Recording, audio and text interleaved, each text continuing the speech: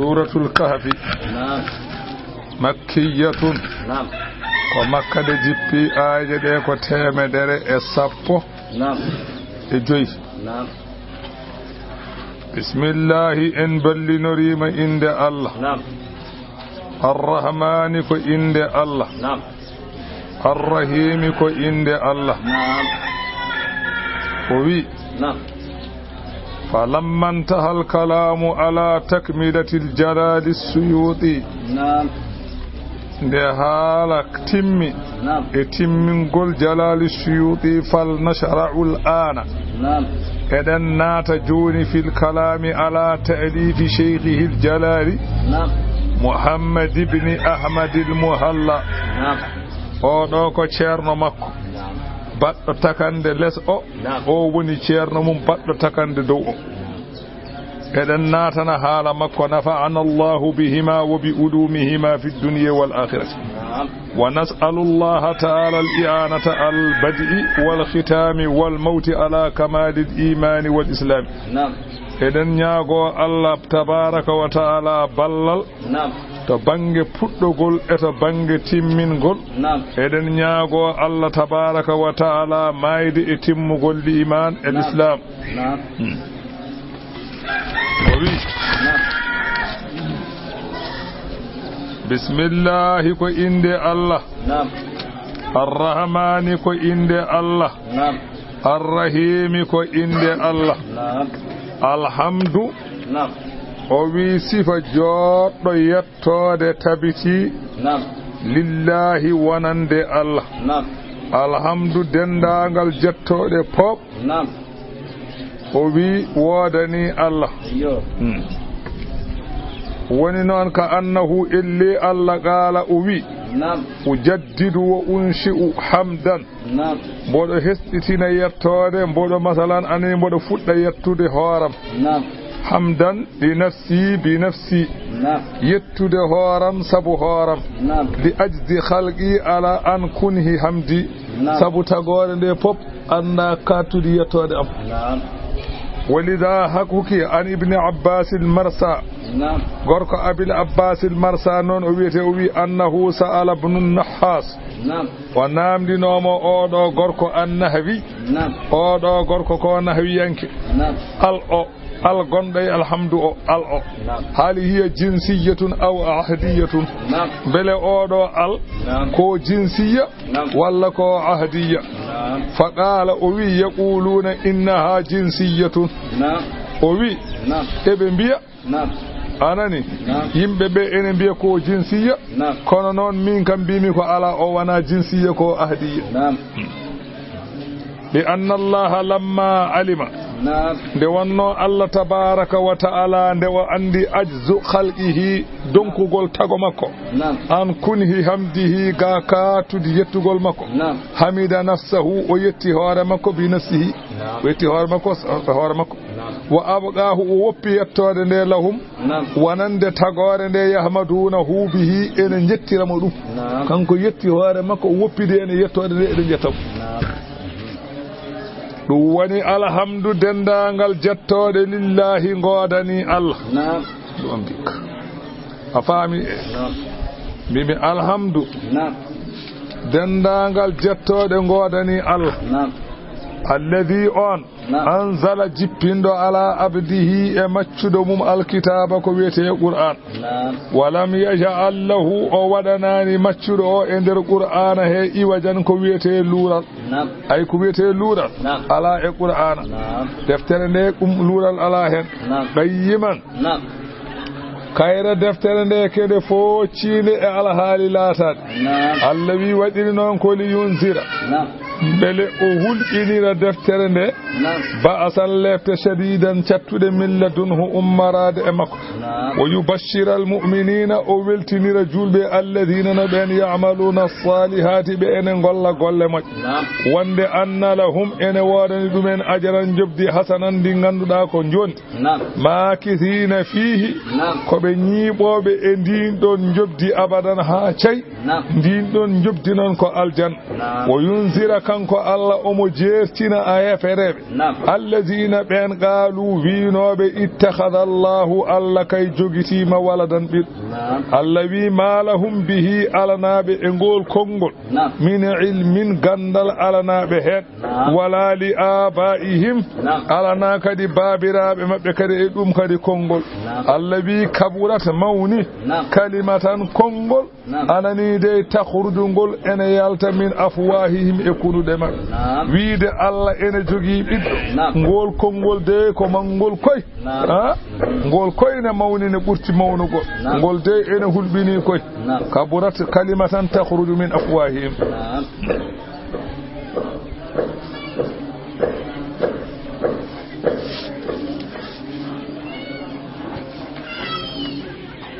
afami don de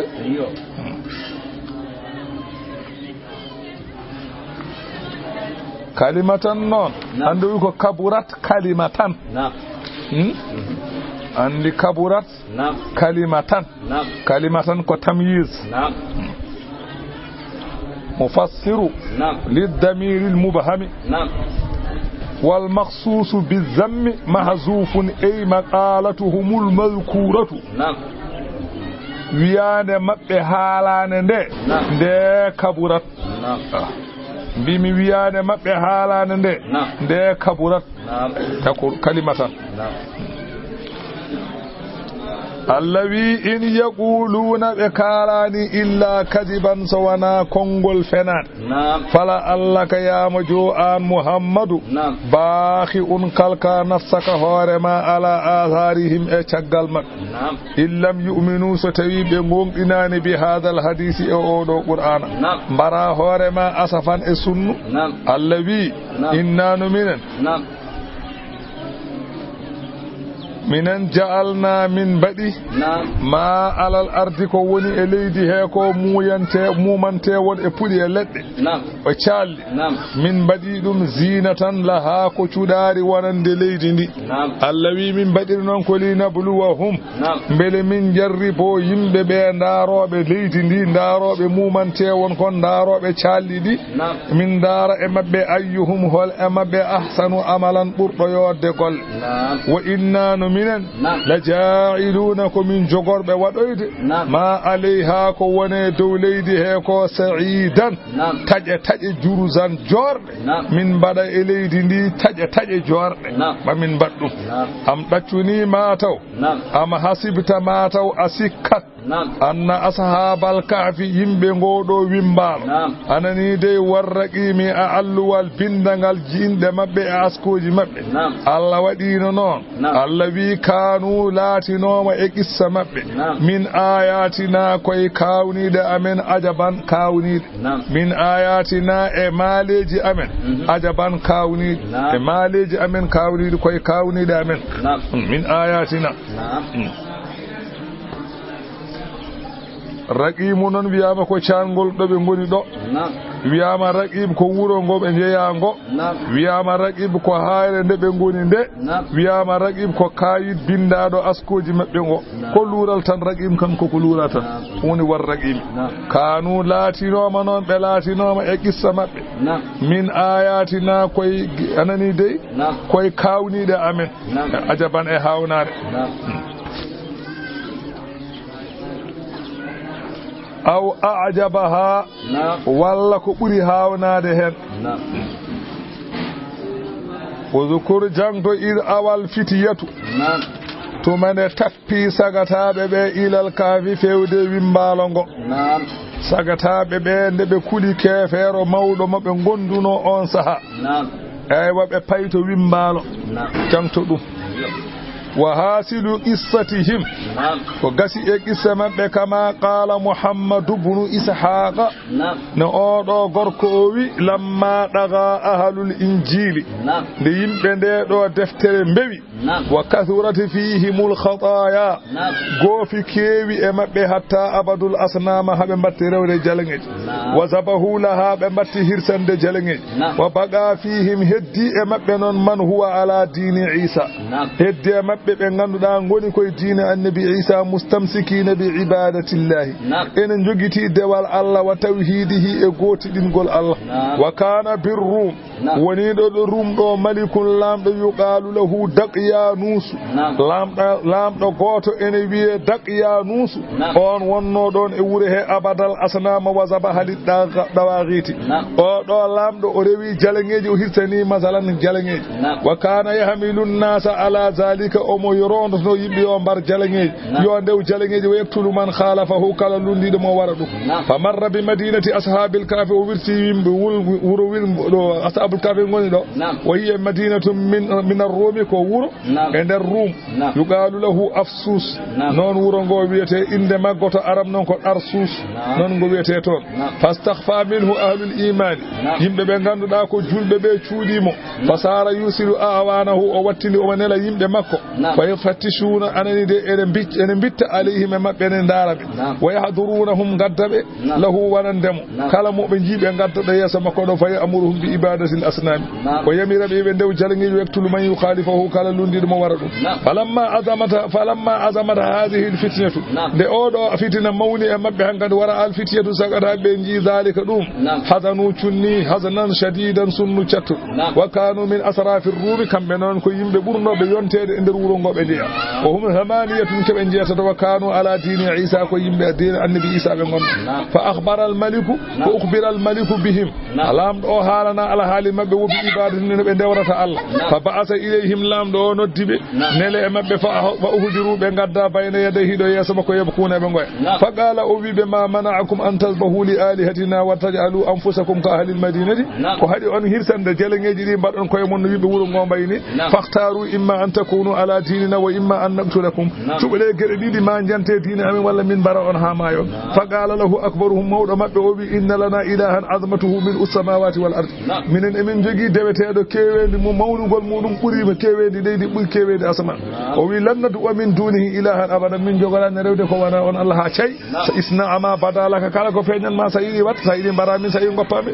wa qala ashabuhu wondi be makko be na kadi kalingol kongo fa amara al maliku lamdo fa amara al malika lamdo yamiri fa amara al maliku lamdo yamiri bi nazi libasi be bode de chonki mabbe wal hijati lati kanat alayhim tudari gonnode e do mabbe yo itte wa kanu musawwirina wa mudawwigina kebe wannobe ciakkaji kebe wannobe masalan jawe musawwirina kebe wadbe jawe wa mudawwigina kebe wadbe ciakkaji wa kanu ghilmanan murudan hasanan jiddan kebe masalan sukabe warbe e yontabe masalan nollidbe be ngala masalan bahe wa qala wa tufarriqu lakum mami daccu on nani mami yewde modon mi bora on wa agibukum millata on joni non wa ma yamna'uni min fi'li dhalika bikum illa anni arakum shababan o wi hadani mi wadde dum e modon so wana mi on kon sagatabe fala uhibbu mi idani an uhlikakum de kalkanni on wa inni no min qad ja'altu lakum ajalan mi wadani on lajal tadabbaruna fihi amrakum odon pewjide hen fiya ko modon wa tarji'una ila ugulikum dacca on dutto don haqqillaji modon thumma inni innahu safara kanko waji o danni li gharadi min aghradihi dor e doruji makko e joggo alama akhafu be kuli annahu kanko oro lamdo irraja min safari yu'aqibu aw yaqtuluhum be kuli non so tawi o artina dangal gede dido wattabe ma o letibe ma o wari be fasta sawaru be disndir fi ma bainahum wattafaqu be kawri non ala an ya'khudhu kullu wahidin minhum nafaqatan min bayti abihi goto mabbe fo be kawri go fo yo ya galle min wada ko addu ke ene nyame yata sadago ba'da ha wa yazawadu bil baqi sakko hen ko heewi ko hen heddi ko yobo fa fa'alu dhalika go fo fay galle min wodi ko وانطلقوا إلى جبل قريب من مدينتهم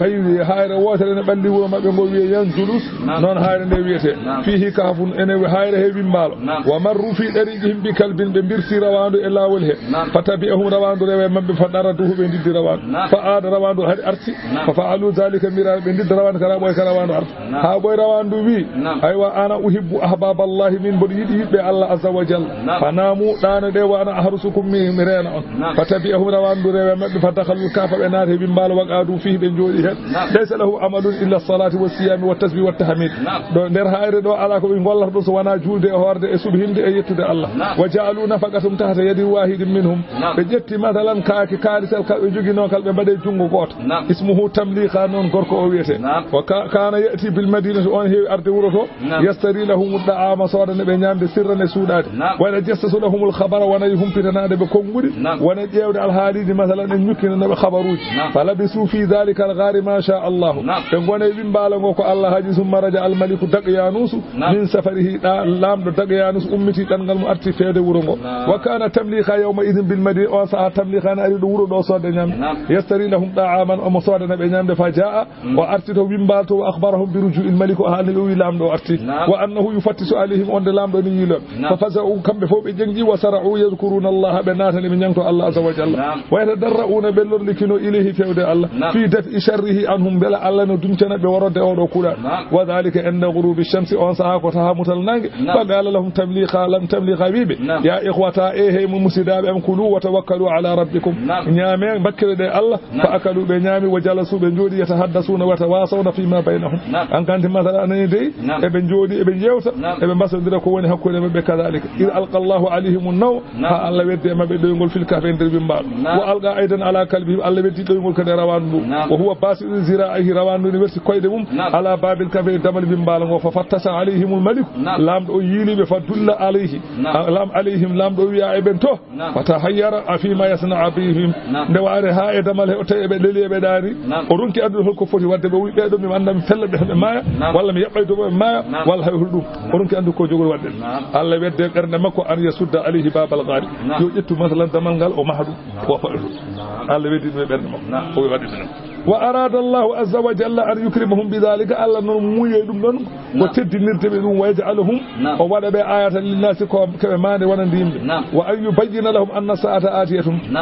وفننا بكري وند درجة كفارة وله قادر على بأس العباد وند حتى نهوت بجيابه من بعد الموت قال لي بماي فأمر الملك لام دو يمر بسده من بالغ ودين وقال دعوهم ويغفب في كافر يموتون جوعا وارسا ويغفب در من بالغ بماي تون هيغه دونك يكون كفهم الذي اختاروه بل ولا تو ويمبالو غبي تشبيغو وانت قبر الله ولا قبر بابه وهو يظن انهم ايضا ذو سكر كبي يعلمون ما يصنعوا به وسك وراء بغندي كو wadata do mabbe kambe dambe tinani wa tawaffa Allahu arwahum Allah non wari pittari be bidi wafata nawmin bargol doygol ما إن رجلين مؤمنين في بيت الملك دقيانوس قال لامدو كيفيرو او يور بدي جولب اني قاله يكتمان ايمانهما كسود مثلا لي مناغل من شرع ان ايمانهما شرع ان يكتبان ناتن ان بند قصه هؤلاء الفتيه ان غودي ويندو قصه مبه كامبه بيدو فكتبا وقت فجهم بند ساند بكتا وعددهم بند متى وعددهم لمون مبه وانساب اسكوجي مبه ودينه دين مبه فوب بند كايتاجي ومما أنني فروا هم بندقنه بندقوا في لوحين ألوجي من رساسين بدك وجعلهما بجت ألوجي بدو في تابوتين كيس من نهاسين كير وأنني ده وجعل التابوت بجت كيس أو بدو في البريان أمادي وقال أمي لا الله يا مجو الله لا الله يا مجو أن يظهر على هؤلاء الفتن قوما مؤمنين قبل يوم القيامة يا ما الله إمون وان مودو ما أفنوا بيدو ساقتها مثلا إدو يمبي جولب كأتي درنگ دراد بين فيعرفون غندر من هذه الكتاب إنقل بين خبرهم خبر وهم مات الملك دقيانوس قال دو كفر الماء هو وقومه كانوا يمبي مو فو ماي ومر بعده سنون دوبي كيودي بيرتي دو قرون كارنو كيودي بيرتي وتغايرت الملوك لام ميلي ان كانت مثلا ان وين جون سيغور يا عبد جوف لامي الله ود لامي مكه وي لامي عند لام ويلي والله ثم ملك تلك المدينه لامي غون ما ور رجل غور صالح مجي يقال له بيدروس نون لام جولدو بيته بيدروس واختلف الناس عليه ان كان يبي بي لوروندير مكه فمنهم المؤمن بالساعه ومنهم الكافر بها ان هن جولبه ويوبه ايوا مثلا دارغane wodi en hen kadi hefere be yobe darga ala fasaqqa dalika alayhi dum non metti masalan lamdo hayso kana yasma'u yaqulu la hayata illa hayata ad-dunya o manana e be biya ngurnam ala sona ngurnam aduna wa inna ma tub'asul arwah be bi wonde wurtinte ko ruhuji dunal ajsari balli ngurtintaake fa ja'ala yatadarra wa yaqulu rabbi anta ta'ala ikhtilaf ha'ula'i o mo lordi kino jomam an andi lural be do fa ba'as lahum ayatan tubayyinu lahum amra as-sa'ati be nyaagi ma ya ha nel e mabbe maande de ene andi nabe darngane daro wal ba'si ummital no wodi fa arada Allah an yadhuru ala fitnati ashabil kahfi Allah no yidi feññinde dum sagatabe be do wonbe nder hayre wa yubayyinu lin nasi sha'anahum Allah feññina be al hali mabbe wa yaj'aluhum ayatan o wada be aya wa hujjatan alayhim hujja won li ya'lamu bele be ganda anna sa'ada atatu la rabbi fiha bele be ganda darngane ara ti sikke ala hen wa anna Allah yab'asu man fi qubur wonde Allah ma ummitin ko wone qabri fa alqa Allahu fi qalbi rajulin min ahli tilka nahiyat legal ken ngal genane ngal Allah weddi bernde e goto e worbe ngal don legal an yahdi mazalikal bina e wandi yo ya wi ndido maadi gonde nde hayre yo neddo ya kam itto ya to alladhi ala babil kabi e ndido maadi gonde masalan damal wimbalo ay wa yo neddo ya kam addo ya bimi addo itto ya ndido maadi wa yabni bi hijaratihi haziratal ni ghanimihi o wi o yaha o itta kaaje de o mara dum masalan hazirata geddu li ghanimihi dammi wana andi geddu dammiri fa hadamahu o yirbini dum wa bana bihi haziratan li ghanimihi o mari dum masalan geddu dammiri di falamman fataha babal kahfi de wimbalo go udditi tan ba'asallahu haula il fityat Allah wurtini be do sagata fa jalasu be jodi farihina be belti musfiratun wujuhum jasa mabbe ne jalba tayyibatun nufusum fitan be belti wa qad hafizallahu alaihim abdanahum Allah ene rene mabbe balli mabbe wa jamalahu en jonnam mabbe wa hay'atuhum en baadi mabbe falam yataghayyar minha shay'un hay huwa wirnaki hay gune waylaki fakara hay'atu waqta an istayqadu ka hay'ati waqta an ragadu o waqtu mabbe dani no o ne be baano ni ko non de pinde ko non be bay ثم أرسلوا تمليخا إلى المدينة بداني دوبي تيمد تاتي بيني كدي بيكي كدوان دم بداني نو بيني لي مثلا واجي أو ياتو ورثو ليستري دا أما pour soir نبي نيام كاري تو جيني بوي بنيتانغا إن كوبوارن سويا ثم سأري دو عند سايا عندرا إن كاري ساجي جيني هو بوي نيتانغا إن كوبوارن سويا ثم ساتبي أي دم عندرا وانا dum don ko din don kaari saji on jogi inde wonno ko duubi temedde tati be dani ko kaari jengdo ko addi kanko hoore makko ko jengdo so ari wurebe kaabe to sabu maydo duubi temedde so ari do enen fan kaabe dum jengire juuteki hay hawnade o arte wure he fada haba fara al madinata o yi wuro ngo gatta gayyara haluha wa ahluha enen men be so garti do kaabe ta ko wuro ngo cikkuda ko ni wuro ngo wano ay be garti be yi wuro ngo ay wa masalan baadi jidi ene bayli wuro ngo ene wayli laamu ngo ene wayli wa qad akhadahu ahlul madinati yimbe be ne jima ton nangim وذهبوا به بنجادمك إلى ذلك الملك في يوم اللام جلده فأخبره تمليخا بقصته وقصة أصحابه أيوة مثلا تمليخا حالا اللام دو قصة بولد فقال بعض الحاضرين ونجول بتواب بمياه قوم يجب بأملا الله هذه آية من آيات الله نباي تورم دوك هاوني دي كاوني دي الله جعلها الله لكم على يد هذا الفتى الله ودنا ونجول أودو سكر فانطلقوا فينا نغارين جادي أمن حتى يرينا أصحابه هو فلا إن وندي بمكو فانطلق أريوس Astayus o do gorko ministère économique e gorko goddo Astayus ko ministère des forces armées en jaadema ko min uzamai al mamlakati ko ministère buddi mawnude e laamu he ngejeya anani de wa ma'ahuma jami'u ahli al madinati ene wande mabbe dendangal wuro ngo pop kabiruhum wa sagin tukolom fof ene doga mawbe ene jagade pay ahre wimbal to je yanzuru ilayhim pour ndare fa awwala man dakhala ali hadani al aziman al kabiran hadi nadde wimbal ngo ko beedo ministère uji didi mawdi fa wajada fi athar al bina be tawido مثلا بات مثلا مادي دو تابوتن كيس منو حاسن كيري ففتحه به غدتي كيس او وجدوا فيه لوحين بتوي الوجي دي من رصاص بدك مكتوبا فيه ما قصه من ويندا هن مثلا قصه مبه فلما قرؤوها دبه جانغي قصه واجبوا بكاوا وحمد الله بنجتي الله الذي اراهم ايه تدلهم على البعث بنجي الله كل دبه هاوني دي انتين نبه درغane daro wa ahyahu Allah wurtini be do sagata anani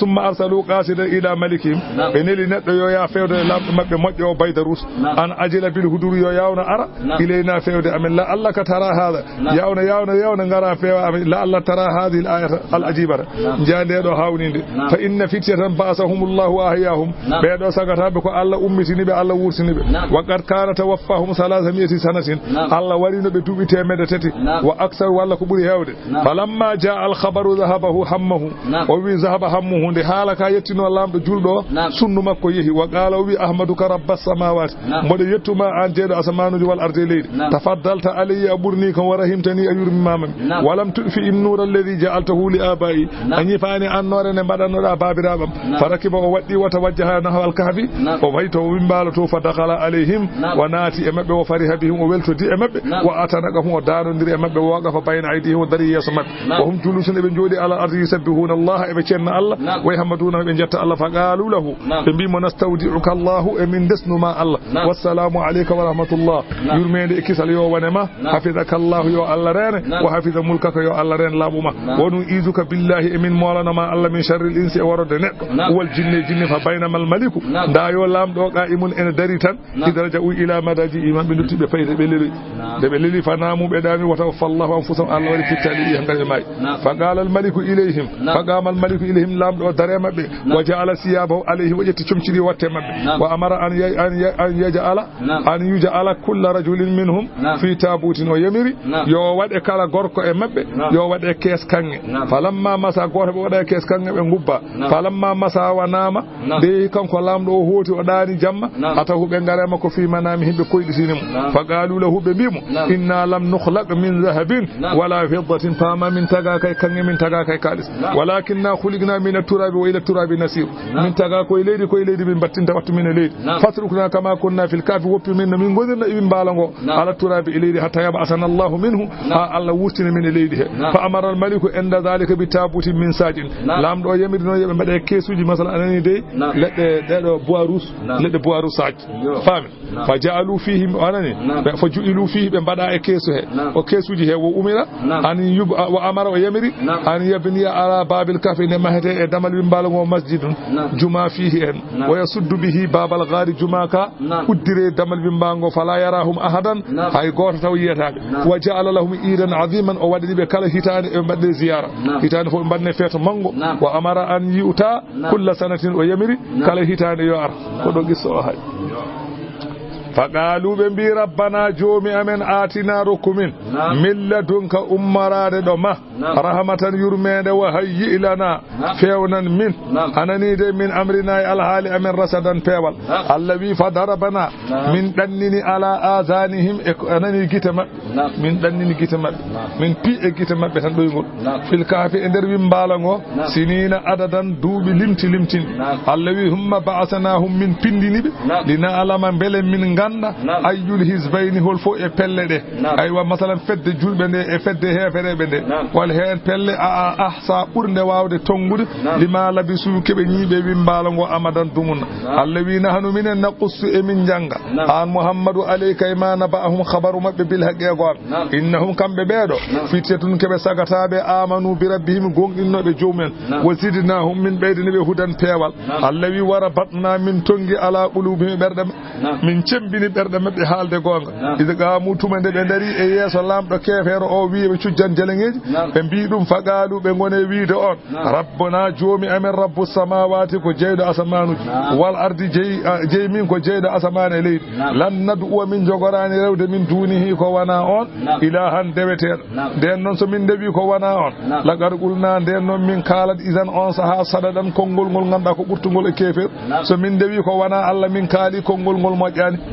ulai beedo qawmuna yimbe amen beedo kay ittakhadhu jogitima min dunihi ko wana Allah alihatan rewetere laula ya'tuna ko hadi be gadda alihi be dewgol jalak bisuldanin dalilu bayyinin pen allazi faman adlamu ala qurdaton mimman iftara e on to bilido ala Allah kadiban fanan wiide wonde Allah goddo do wodi ko wana Allah o burdu wawde fende Allah qala ba'dul fityati li ba'd yogay sagatabe be debe kalda be kayfaral gal wiebe cujjanno be bi wa idhi tazaltumuhum allawi ndebe pollibe nde wa ma ya'buduna be ndewani illa Allah so wana Allah ndebe pollibe nde be ndewani so wana Allah yogay sagatabe bi fa'u tappoyde ilal kafi fewde wi mbaloto yansur lakum aw saktana rabbukum jomma min rahmati yurmene mu wa yuhayyi lakum alla newnana on min amrikum ala halimun mirfaqan walla marfiqan mirfaqan ko odon nyama subaka e kifir wa tara shamsa jiya nange nge ida dala atse nge jellitima jiya nange tazawaru nge onyoro an kafihim gawi mbalo mabbe zatal yamin nge heta bange nyamo nge wasa pour nange nge hade yande mabbe be pira wa ida gharabat sengi nifoya sengi fuda mutoya taqriduhum ga daccabe zata shimali bange nan allawi wa hum kamɓe ɓeeɗo sagataɓe fi fajwatin eɓe dingiral minhu e wimbalo ngo dingiral hakkude teri hendu ɓumdu ene tawaɓe toon ko wiyete soy soy anani zalika ko haala ko min ayatillahi koye dalillaji gotin paago hattan Allah man yahdillahu mo Allah fewni fa huwa almuhtadi ko on tan woni pewɗo wa man yudlil kala mo o majjini falan tajida lahu adañanta ɗum waliyan keɗɗo mursidan mo ene fewna wa tahsabuhum aɗa sikkaɓe sa yiiɓe annelaɗo Allah sallallahu alaihi wasallam sa yiiɓe sikkaɓe ay gadan keɓe finde jiya guite ɗe ene puttini sikkata ko pindi kono wo humɗo ɓuɗum keɓe ɗani ونقلبهم من بين تبع ذات اليمين بنجنيام من بخل تبع بخل ترى بنجنيام وذات الشمال بخل ترى بنجنا وياما هيتان فوق بخل توكو غوتل نيلاو مهاران وقيل يقلبون مرتين ون ويبه كلا بيدي بنكلته وقيل كل 9 سنين ون ويبه كلا دوبي جيناي فوق بخلته والمقلبون لهم الى الله ون ويبه كو الله وقل تبع وقيل ملك يأمره الله تعالى وياما علاكم ملائكة من الله يمير يوفين يو وخلد وكلبهم أويروان مبندون باسد نورتي زراعيه جود من بالوسيد يجيغر الهيرنغال أنا ني كجن كدين داني حسب بغلي سي متان روان وخلتو وكلبهم أويروان وكان أصفر اللون وياما روان كو سوير وقيل أسمر وياما كو بلير وقيل كلون السماء وياما على بعد أسمان بعد روان دو ويكون بعد أسماني اسمه قدمير وياما روان دو قدمير ويته وقيل ريان وني على ريان ويته وهو نون وبروان نون من جملة الحيوانات التي تدخل الجنة ويمومن تيون كون الله نيابي نات الجنة كو هير روان دو جيا وبهذا تعلم كوني غاندرتا أن حب الصالحين وتعلق بهم يد مجو يوبيتاد مجو يورث الخير العظيم ان رنتنا مجره من والفوز بجنات النعيم ان رنتنا ملال الجنة من غاندو كو نيمي يو الله ركو يد مجو الذي نلاد الله صلى الله عليه وسلم وبيل ودلأت عليهم يا نلاد الله صلى الله عليه وسلم سا إلي فيما أمبي أييب ولا آن نتنك سا أييب لوليت منهم ما رنت أمب فرارا أدبك سا أييب نبدي دو أفتي بيجي سبب non Allah wi nelaɗal walla an neɗɗanke kala e mun jiiɗoɓe dogal wala mun liita ma hebbinteno min maɓɓe ruuban ko wiyete ƴenɗen ma ƴenɗo dogal fakadhalika Allah wi ni fa'alna ma dhakarna o wi ni min mbaɗiri hono ko min mbaɗi ko min kalanma ko woni min mbaɗi o ruwiya an Sa'id ibn Jubayr gorko goto ne wiya an Ibn Abbas qala Sa'id ibn Jubayr o wi ghazawna min kono yino ma'a Muawiyata wonde oɗo gorko nahwa Rumi ta bangene wi Rum fa mararna min birti bil kahfi alladhi fihi ashabul kahf min birti wimbalo ɗo ɓe goni ɗo fa qala Muawiyatu Muawiya wi law kushifa lana an ha'ula'i nadarna ilayhim so in kuncanama ɓeɗo leliɓe ɗo ma en darannoɓe de fa qala Ibn Abbas qad muni'a min zalika man huwa khayrun minka hadama ɗum ɗon ɓurɗo mo moƴƴude o nelaɗo Allah sallallahu alaihi wasallam Allah wi la widdala'ata alayhim la wallayta minhum firaran wala mulli'ta minhum ru'ba fa ba'atha Muawiyata nasan Muawiya woodi mo neri toon falam faqala idhabu o wi jehe fanzuru jehe ndaare wimbala ngo falamma dakhalul kafa nebe naate wimbala ba'atha Allahu alayhim rihan Allah nele mabbe hendu fa akhrajatu min ndu yaltinibe be dog afami ndeke sa yito na dogadde الذين بعثناهم من بندنب ليتساءلوا بينهم بل كم بيدو ابن نامن بل كم أصحاب الكافين نفتك بنغوني ندر بمبالا قال قائل منهم قال ويمدهن قوتوي كم لبستم نفتك نغون دندو بمبالا قالوا بنجابي بنبي لبثنا يوما أو بعد يوم enen kay leli den do ko nyalama goton walla ko feccere nyalom de wonno be naati bimbaala go ko nangene fuda be pinoy ko nangene mutabe cikki nyalama goto walla ko feccere nyalaw qalu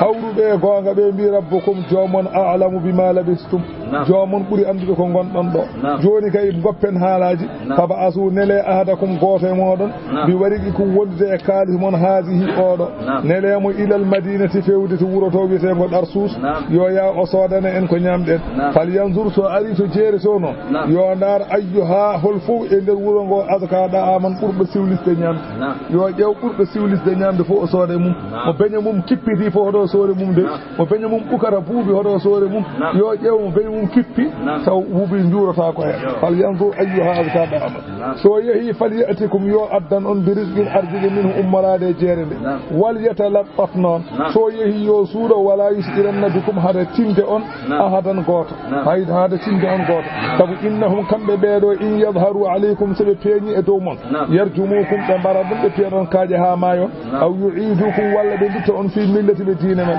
on noon on saaha noon walan tuflihu on jogorani malede idan so on duttima e diine maɓɓe abadan ha ceeƴi kala ne gontuɗon heekaɗeɓe kon maayon ɗum noon jaaha cuuɗoɗa haɗa men nanguede fa kadalika allah wi ni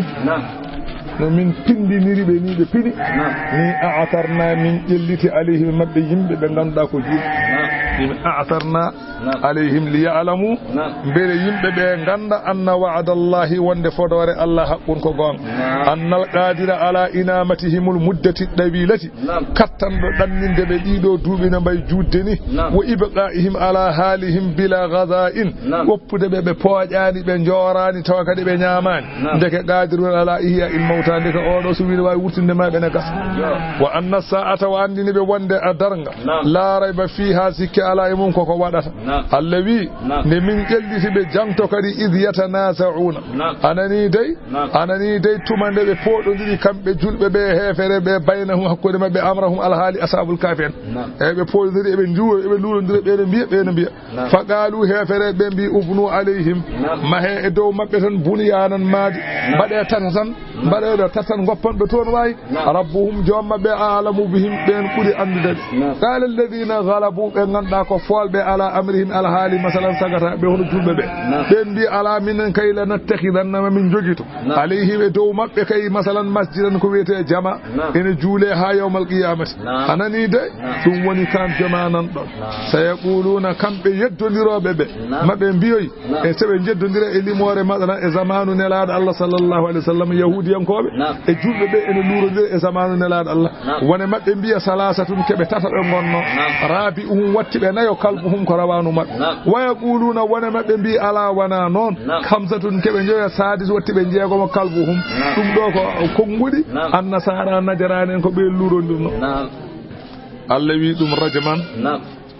ko weddere bil ghaibi e birnal ko hay hunde wonani hen wayaquluna julɓe ɓe mbi ala keɓɓiti mbi sabatun keɓe jeeriɗo ɓe gonno wa haminuhum watti ɓe jeetato kalbuhum ko rawandu mabɓe anani Allah wi qul wi an Muhammadu rabbi joomam a'lamu kañum woni ganduɗo bi iddatihim ilimore mabɓe ma ya'lamuhum andani neɓe poti illa qalilun so wona seeɗa nde a nelaɗo Allah haali kan haala qala ibnu abbas abdullah ibnu abbas o wi ana minal qalili ɓe Allah wi seeɗa ɓe min ko hen jeeyaɗo ɓe Allah wi seeɗa andi ɓe o ko hen jeeyaɗo on noon woni wa zakarahum o haali ɓe o wi keɓe jeeɗiɗo o wi ɓe keɓe jeeɗiɗo en goto ko maksalamina tamliha marɗunus naynunus sara yunus zunawanus falyastada yunus ko ni ɓe poti ɓeɗo jeeɗiɗo kalbuhum rawanu mabɓe o falyastada yunus o woni gaynako rawanu ndu no wiyama ko qidmir won wiɓe ko hamran won wiɓe ko rayyan won kay seeremɓe kadi jogui hay gofali ɗi dagotoɓe ɓe woni hen joguiɓe hay gofali no rawanu ndu wofiranno ni koɓe mbi ɗum ko sirru kamɓe dagotoɓe kadi ɓe mbi ɗum kadi ko sirru eɓe jogui ɗum wona mabɓe joguiɓe ɗum qala ba'duhum yoga e seeremɓe mbi allimu awladakum jangine ɓiɓɓe mon asma'a ahlil kahfi jangine ɓiɓɓe mon inde masalan yimɓe wimbalo fa innaha ko woni fi law kutibat inde ɗe so tawiɗe bindama ala babi darin e damal galle lam tuhraq damal galle ngal sumata nam tari wa ala mata in lam yasur o wi so binda koye kakil wujjetaki وعلى مركب لم تغرق فتبي إن دي بندا كوي لانا كان لانا جوتا وقال ابن عباس رضي الله عنهما وقالكم خواص أسماء أهل الكهف كيري دي مثلا ينبي أهل الكهف إن دي مبه تنفع لتسعة أشياء إن نفع جد جيني للطلب سد جانغ إن نفع والحرب دوغو بايد دوغو يرني جودو ناتو دوغ ولو في الحريق so tawi cumu hono ngarnongu jorbu rawanengu no ardini hen ene nyifire tuktabu ala khirgatin heewi windede koy tekkere turma fi wastinari wedde hakkunde jeygo hen tabsu bi iznillah tan jeygol nyif so tawi a windi inde de tekkere jeygol gol nana hubba galle beela tan keba gata ƴetta tekkere ne beddoda e nder do jeygol go hubbata tan nyifa so tawi on badi dum non subalbe biyer kon Allah bere ko kadi gassi non be balon bonefati be jartidina wali buka ila adfali cukal goyowel kadi bindene wade talkul wade danim wal humma ay asal musallasatu humma ay pawle affaire pawle kadi binde moome wali suda'i kelu hore to shaddu ala al adad al ayman kelu hore habbe wade kay wade bange nyamo wali ummi sibyana rafini biye non ene bindene dum cukolon nen kare dum hen saaji dum kadi ne winde be dum yummu sukabe wali ruku bil barri sadi hay jeri sa jangide kadi eden dannuma e worode wonde jeri wal bahari so tawi ade hay mayo ada janga dum kadi wali hifdil mali so tawi jawdi ma ada mofte nok awadi inde de a weddima ton jawdi ndi wujjataaki wali nama il agli neddo mo ganduda ko muddo so windanama dum yarnama ne beyda hakkille mum wa najatul athimina bakko dimbe kadi ene danda dum fama dum الذي آنلا الله صلى الله عليه وسلم فلا تماري فيهم وتيدنير على حال ما بهنكنتي إلا ميرا أن سوانا جد ظاهرا بين صد حال دم بهر حالا بسوانا كجيب ماكو حال دمتا ولا تستفتي فيهم هرب بما بسجتاد ورسجت منهم ما بهي غوث ما بكم بيهودي ينكون ورسجت أحدا هي غوث وسأله أهل مكة عن خبر أهل الكهف وفي مكة نام دينو ماما مكان كنلاد الله خبارو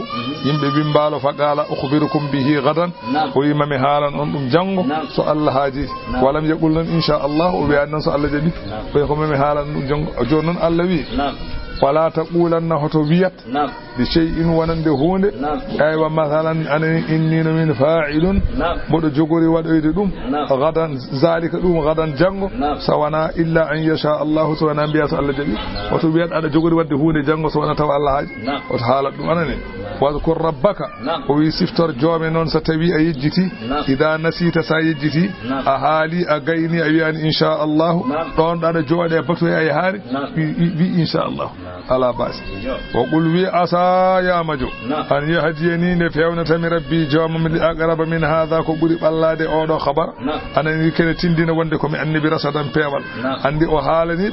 وندي أني أهالي كبير نام دي نوم أفوك جرغي بنجرغي ما مو أهالني kuyama jo Allah kadi fewna kadi ko burdum do kadi eyyo Allah no wadani mo dum Allah wi wimbalo ngo kambe ashabul kafir wala bi suube nyibi fi kafir wimbalo mabbe salasa mi'atin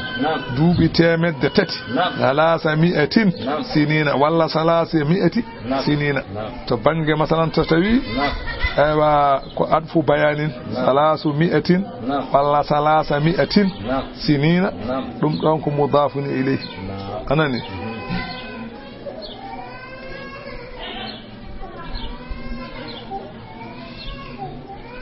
famide o wi non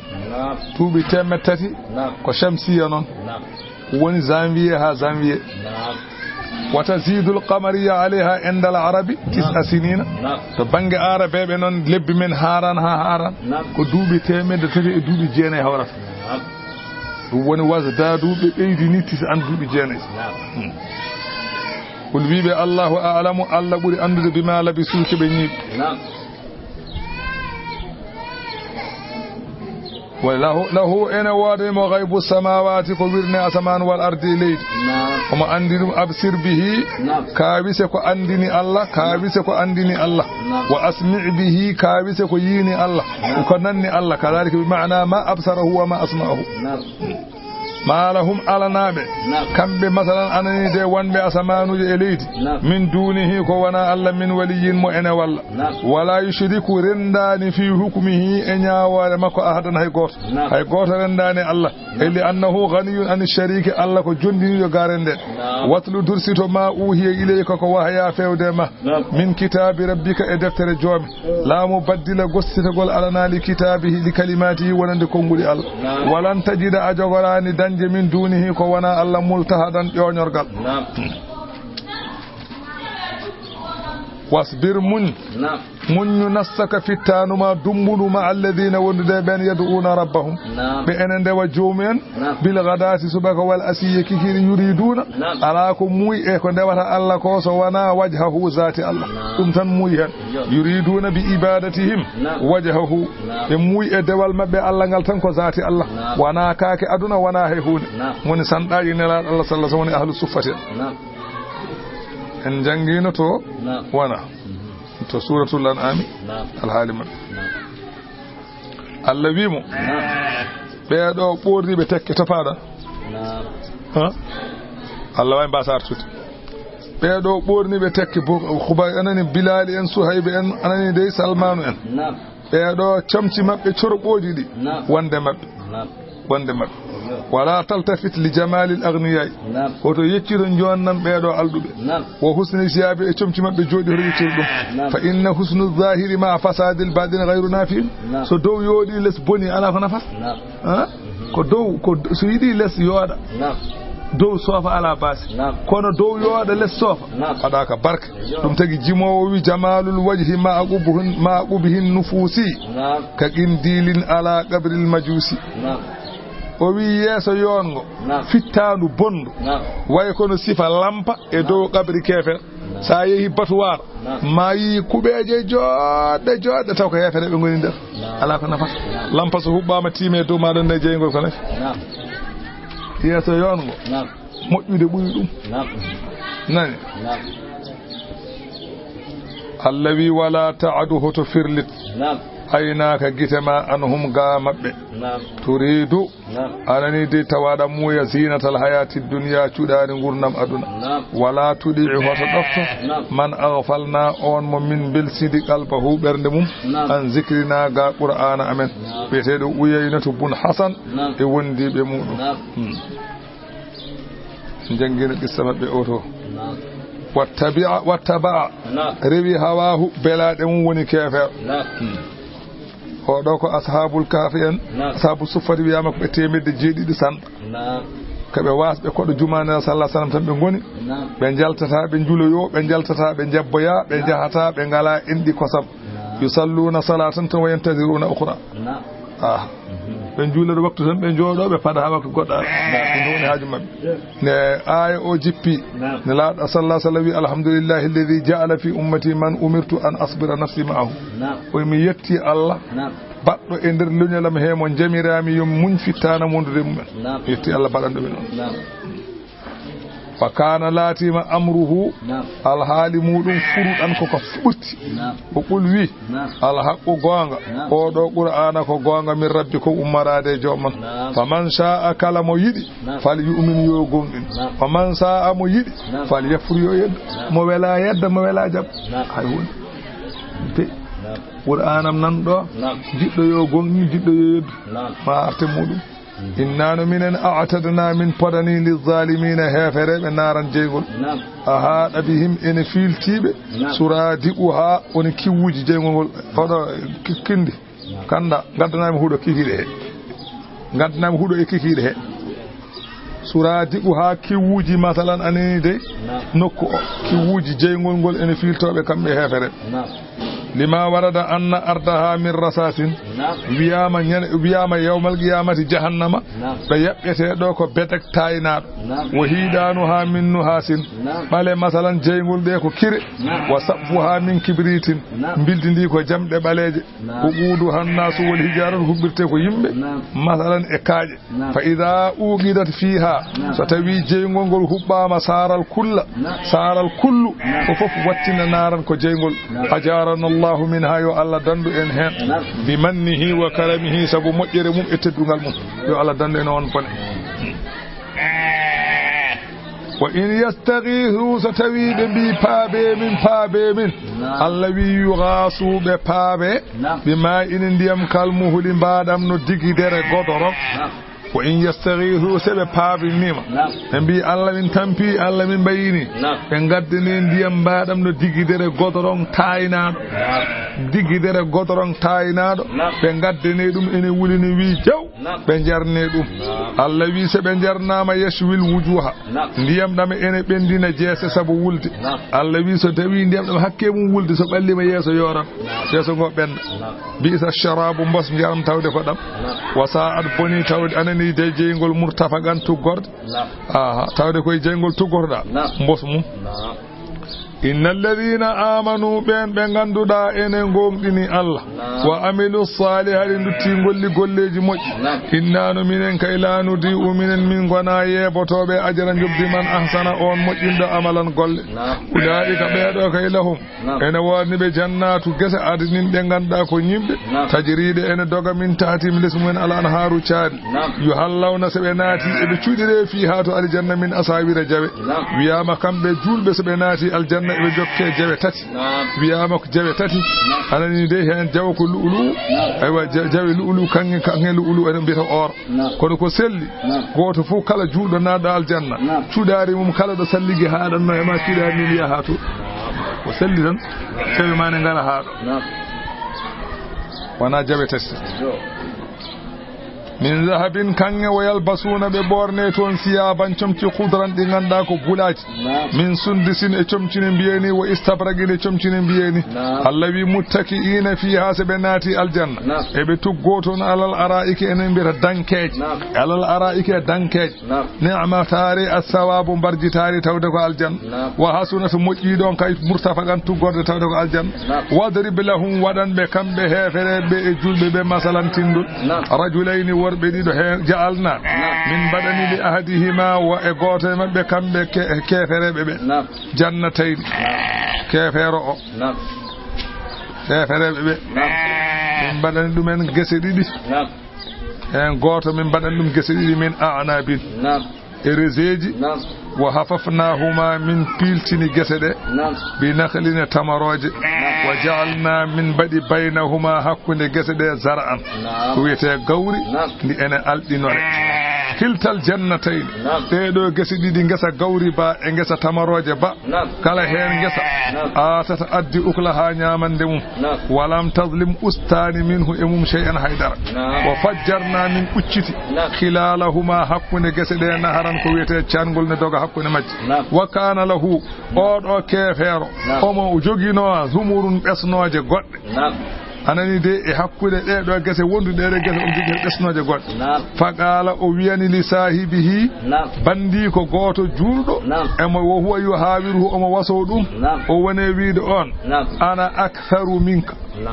min buri hewde e ma malan jawti wa azu min buri teddude nafaran dental ay gorol min burma hewde gorol burma teddude gorol wa dakhala jannatahu odo kudat wa nati omo wonde sehil makko juldo e be gondi e be jaasa wa nate ngesa makko omo waso on omo wi on ayi bangesa wa huwa kanko odo kefero zalimun omo tonyani nafsihi hore makko e keferu dala o wone wiide min ayi bangesa o wone wiide ma azunnu mi sikkani ni anta bida hadhihi abada mi sikkani bangesa ne jogori rappude ha cey ba natata ha dan wama azun dabor ni wama azunnu sa'ata dabor mi sikkani ni darga qa'imatan ne jogori darade o wi sikkani darga sene daro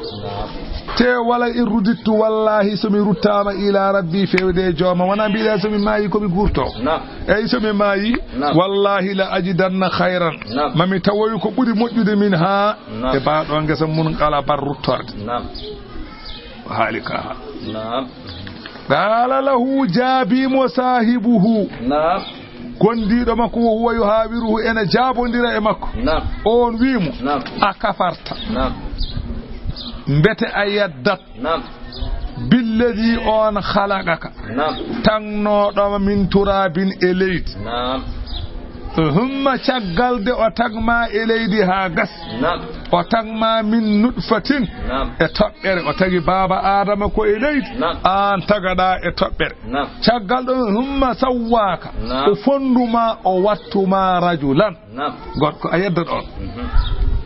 lakinna en jangin men walla lakin ana ko woni tan min huwa damiru sha'ani mboɗo wiima min dey allahu rabbi allah woni joomam nde noon mbiman nde ko allah woni joomam lakinna ana e lakinna ana e lakinana lakin ana ko woni tan min mboɗo wiya allahu rabbi allah woni joomam wala ushriku mi rendinta bi rabbiya e joomam ahadan hay goto walawla id dakhalta ko haɗinde naaɗa jannata ka ngesa ma ba ko hanmande naaɗa to nde ɓulta mbiya e haaweede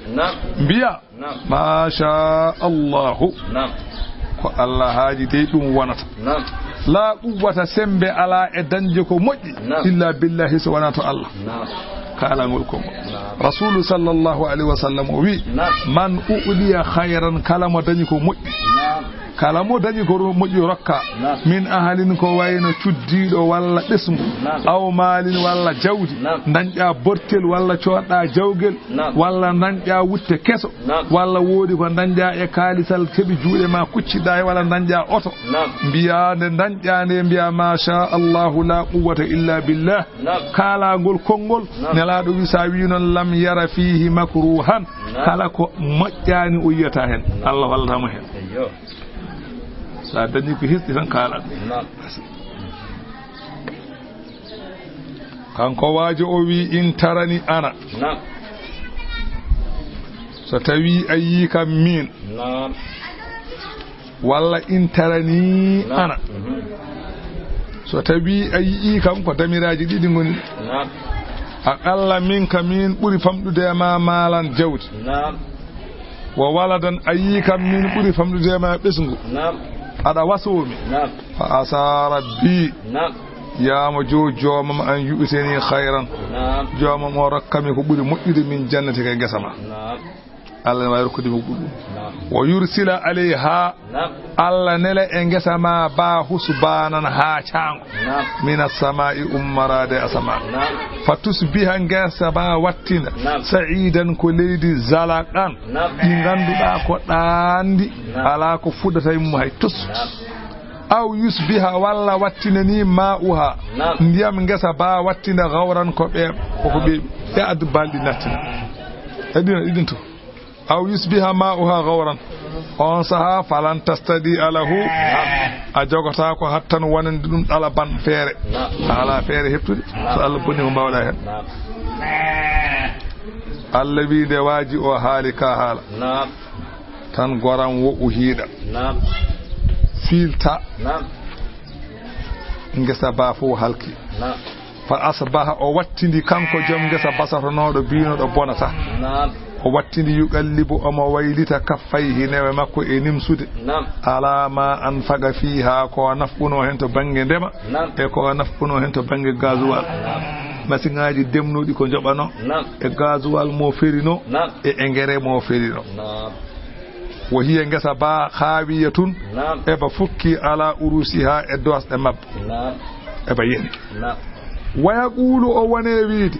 yaha laytani hananinomi lam ushrika bi rabbiya ahadan haninomi rendinani e joomum hay goto Allah wi ƴeew walam takul lahu fi'atun ƴeew oɗo joom ngesa ala halanamo dental yansurunahu ngal ene walla mo min dunillahi ko wona Allah ne ngesa ba boni nde wa ma kana wonani kanko kadi muntasiran omo wawi wallude hoore makko nde ɓe boni nde Allah wi hunalika toon yawmal qiyamati al walayatu ko wiyete laamu billahi wodani Allah al haqqu al walayatul haqqu walayatul haqqu lillahi laamu tabbingu lillahi wodani Allah walla hunalikal walayatu toon ballal anani so tawi ko wilayatu laamu tawi ko walayatu ko ballal lillahi alhaq wodani Allah tabiddo al walayatul haqqu laamu tabingu wodani lillahi al walayatil haqqi laamu wo anani al walayati lillahi laamu wodani Allah al haqqi tabiddo fo ne sella huwa Allah o khayrun kanko buri mojjude hawaban barjitaari wa khayrun Allah buri mojjude uquban wattande ko rokkata neddo wadrib lahum fiyan be yimbe ma be annala Allah masalal hayati dunya sifa ngurdam aduna olno way o wi kanko Allah ma haala man aduna way o wi aduna kama in way kono ndiyam anzalnahu min jippinno dum minas samai ummade asama ndiyam dam fakhtalada bihi jilliri sabu ndiyam dam nabatul ardi pudi leydi jillondiri e ndiyam an kanti yodi tayi ndiya fa asbaha wattini pudi di hashiman ngiya wattine pudi di edi njori edi certi sabu yorde tazruhu ene jaro pudi di arriyahu kenel an banano wano joni ni jultoyta korkane ko birtoto nda hudo hecco delal aya tan yide hudo ne wedo o fini aduna way awayre no yotana sof walla dum tan subu holuma dum wa kana Allah latima Allah ala kulli shay'in kala hunde yo hunde muqtadiran ko katan allawi almalu wal banuna jawdi e bibbe o zinatul hayati dunya ko cudari ngurnam aduna tan fof ko aduna tan ay hunde wana wal baqiyatu salihatu ay keddide de ganduda ko mojjere hono subhanallah alhamdulillah la ilaha illa Allah Allahu akbar wite baqiyatu hedo gere won hen non wiyobe wal baqiyatu salihatu subhanallah alhamdulillah wala hawla wala quwwata illa billahi al-ali azim won hen dillo be dum ene wiye ghirasul jannati tutateje aljanna ay annabi kulli wahidin min hadhihi alkalimati dido kongudi pop kala hen gotel tu rasulahu sajratun fil jannati neddo en tutene aljanna lekki fiha ene lekki he ma tastahil anfusu ko ganda pittade ne ngode wata lazul ayunu gite ndakhmito wa qila woni bi innal murada bil baqiyati salawatul khams yamako waqtu joydi wa qila arkanul islam woni bi non wa qila kullu ma yuhabu alayhi al abdu fi dari dunya kala ko maccude ne yobe e galle aduna dum wete ko baqiyatu salihatu sanni baqiyatu salihatu dum don هو الاسم وإنما خص المفسر ثاني مفسر أونبي سبحان الله الحمد لله ولا إله إلا الله والله أكبر لمزيد فضلها وثبابها وسبب بيداد مجرم إبراجم ولذا أوصى رسول الله صلى الله عليه وسلم أمه وويكو سبب أدنى لاد الله وسياد بأمكو بابانيو مكو أباس بصلاة التسبيح صلاة التسبيح ومكانكو مثلا رسول صلى الله عليه وسلم وسيم أباس يوجول ولو في الأمر مرة هاي سنك لا والقوتل إنقور لما مرأ وأوصى الخليل رسول الله إبراهيم الخليل وسيين لاد الله في أن يأمر أمته ويمر لأن المكو أن يكسرن من غراس الجنة يبي كبين غراس الجنة كما في حديث إسرائيل حديث إسرائيل ومن تون عليه أنا أرانغاني صلاة التسبيح وجبتها أرانغاني صلاة التسبيح وجبتها صلاة التسبيح ودار دني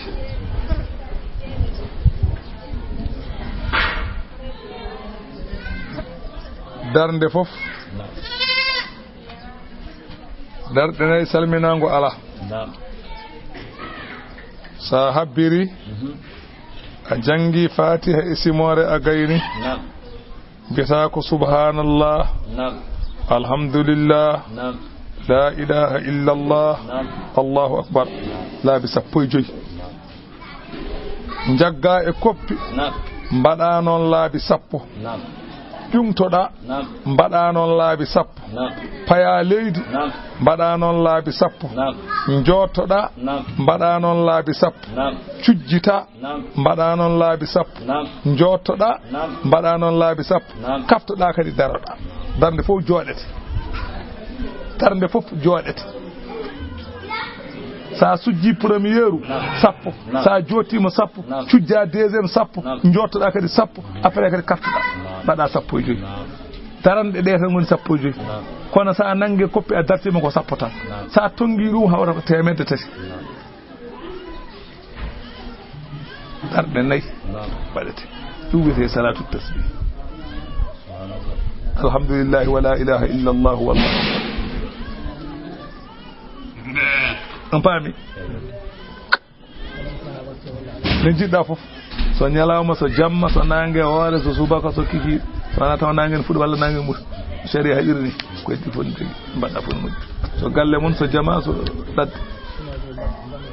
simoore ñanguɗa fof ne moƴƴi faade tan e simoore tofsere tan après mbaɗa ɗum